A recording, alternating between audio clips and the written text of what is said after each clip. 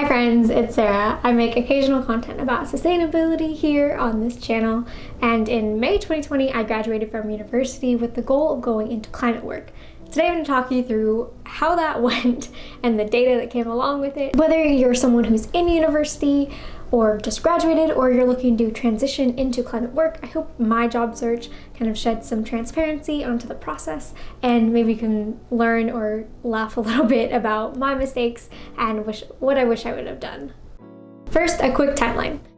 Before I graduated, I had started working at a government agency as an intern in May of 2019. Then I graduated in May 2020. I stayed on at my internship until September of 2020.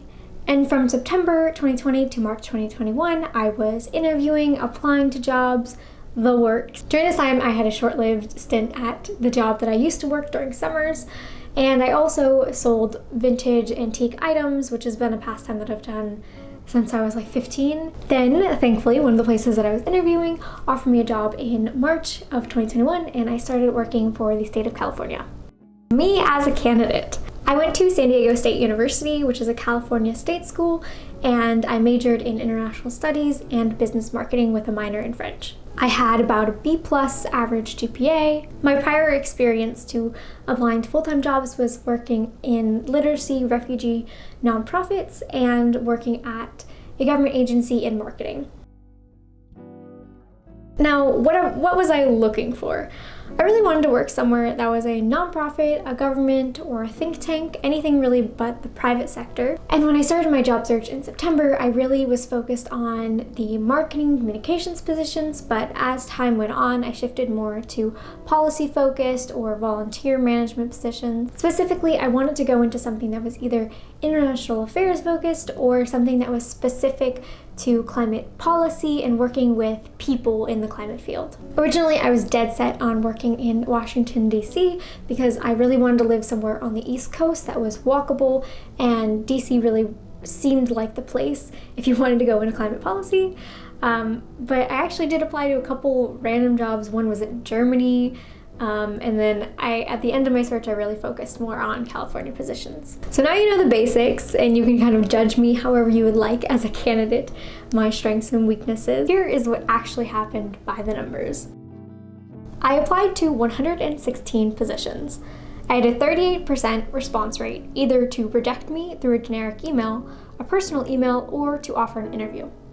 I had a 10% interview request rate of 12 interviews. 65% of the listings I applied to shared the salary of the positions, and for those that did, the average salary was about $45,000. The average minimum years of experience required for the positions was 0.4 years, with the median being 0. And I also tracked how qualified I felt for the position out of 10, and for those I was offered interviews, I felt an 8.5 out of 10 qualified versus the 7.6 out of 10 qualified for those I wasn't offered interviews. And the three most common titles that were in the jobs were assistant, associate, and analyst. I also made this adorable little word tree so you can see the kind of themes that play out, lots of sustainability, lots of community, things of that nature. Now into part 3, what did I learn? This is the advice that I am giving to my past self. It may apply to you, may not. Not that I regret really anything that I did, I just wish I would have known a few things before I had started my job search. If a job does not list the salary and you can't easily find it on Glassdoor, don't apply. I am firmly a believer now that there's a reason that they're not putting the salary, and usually it's because it is quite low. And not that everything has to do with money, but you do need enough to survive, and being paid $30,000 a year with a college degree, in my opinion, is completely unacceptable. An alternative to this, if you are really interested in the position and they don't list the salary, is to reach out beforehand and just ask, or make sure at the very end of your first interview, if you're offered one, that you ask how much the salary is. Also, this seems obvious, but don't apply to positions with a salary that you wouldn't take because it's too low. I did this for quite a few things because I was like, this is such cool work, I'd be so engaged, it's okay, I can live off of beans and rice, but I also cannot believe the hourly rate that some places were willing to offer to college graduates. It's just, especially in the nonprofit sector, it doesn't matter what kind of good work you're doing if you're not paying a livable wage. Another thing that I actually did pretty well on, I think, was tracking each application. So I had a folder for each job that I applied to, and I kept the tailored resume and cover letter, the job details, and any interview questions or prep that I did for the position. And this really helped in making sure that before I was in an interview, I'm like, okay, what experience that I put on this resume, what did I write in my cover letter, and kind of get familiar with that, because each job you apply to, you should have tailored to their experience. And yeah, it's just really nice to have tracking, and obviously with all the data that I was able to pull, it's just super interesting to me, and I was able to make this video, so you don't have to go as crazy as I did and have like a beautiful little spreadsheet, but keeping organized is so important. One thing that I did not do that is pretty common advice when you're job searching is practice before you interview. I did this more toward the end, but even just going back and forth and writing questions out what you think they'll ask, and having a peer, family, friend, whatever, ask you those questions, and practicing your responses is so important. You don't want to seem robotic in your response, like you have it memorized, but knowing where your strengths and what they need line up, it will make you a stronger candidate. One of the other lessons I learned is to set a goal in how many applications you want to do per day or per week. I found myself in this rabbit hole of LinkedIn and Idealist and saving a ton of jobs and then not applying to them before the deadline passed. It's always more fun to try to find something than actually to put in the work and apply to it, because applications can take so long. Near the end of my job search, I was applying to about 2 jobs a day, which is about 2.5 or 3 hours of sitting down, writing resume, all of that. Obviously, this year was a unique and unprecedented time in the job search, and the amount of positions that were available versus the applicants that were applying was a crazy difference.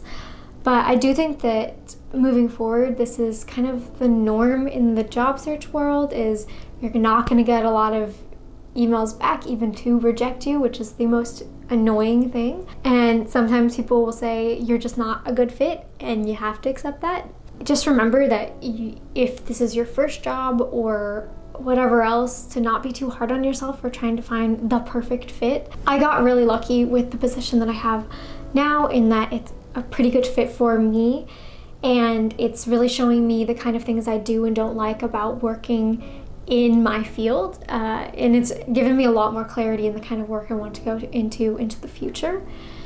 But even if you get a job that even is tangentially related to what you want to do, it will give you clarity in, okay, these are the kind of things I like, these are the kind of things I don't like. Maybe you don't like nonprofits, maybe you don't like government, but anyway, each job that you have is kind of a step in the right direction to finding something that is fulfilling. And just remember that your job is not you are not your job, and it's okay to get a job that you are not super excited about. The financial burden of going out of college and realizing that, oh, jobs that do great in the world don't pay that much, we truly knew. Just remember that your job is not your life, and you are not your job. It's okay to be in a field that you're not super passionate about, and economic stability is so important, especially for college grads who graduated in a pandemic. And just have grace with yourself. Even though I really do enjoy the work that I do, it's still just a job. It's still something that I clock in 8 to 5 and I do my thing, and then I have my life outside of my friends and my furniture stuff that I do, and thrift shopping. And finding the perfect job will not make you happy. It will not make you a better person. It is a privilege to have a job that you care about and to be passionate about. If you are one of the lucky ones like me to graduate in 2020, I'm curious what you're up to. And if you are trying to get into climate work, Comment down below, what kind of things are you interested in? What kind of organizations are you applying to? And of course, ask me anything. I am an open book about this. I think it's really important to be transparent. Thank you all for watching, and I'll see you in the next one.